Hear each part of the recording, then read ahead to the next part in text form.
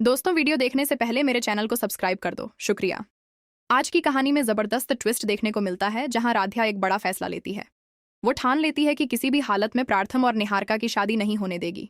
उसके दिल में ये बात साफ होती है कि अगर ये शादी हो गई तो निहारिका पूरे घर पर राज करेगी और प्रार्थम को भी अपने जाल में फंसा लेगी।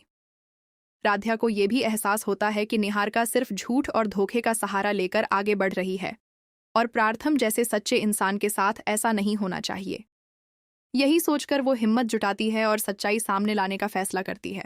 राध्या तुरंत एक बड़ा कदम उठाती है और पुलिस ऑफिसर को कॉल करती है।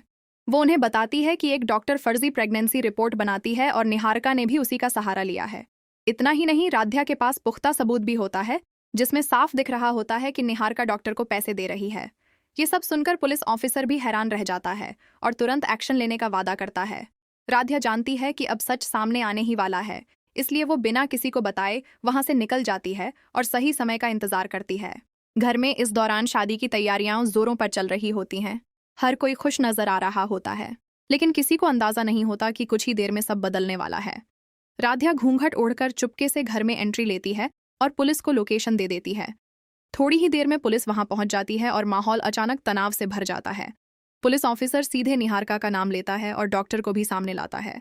सबके सामने सच बोलने को कहा जाता है, लेकिन निहारिका पहले झूठ बोलती है। लेकिन सच ज्यादा देर छुप नहीं पाता और आखिरकार डॉक्टर सब कुछ कबूल कर लेती है कि उसी ने निहारिका के कहने पर फर्जी रिपोर्ट बनाई थी।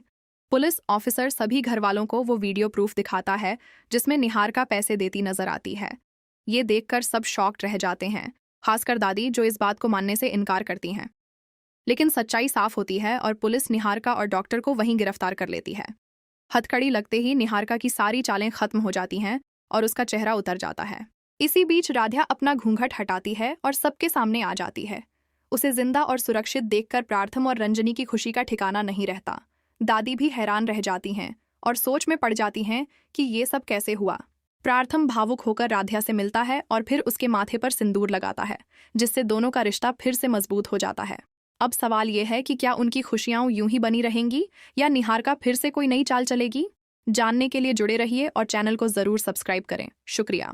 आगे कहानी में एक और बड़ा ट्विस्ट सामने आता है, जब निहारिका जेल जाते हुए भी राध्या कहती, लेकिन अंदर ही अंदर सभी को निहारिका की बातों का डर सताने लगता है। दादी भी पहली बार चुप नजर आती हैं और अपने फैसलों पर सोचने लगती हैं। राध्या मन ही मन ठान लेती है कि अब वो किसी भी कीमत पर अपने परिवार को टूटने नहीं देगी। वहीं पुलिस ऑफिसर भी कहता है कि केस अभी खत्म नहीं हुआ है और आगे और भी खुलासे हो सकते हैं। अब देखना यह होगा कि आने वाले एपिसोड में क्या नया तूफान आने वाला है।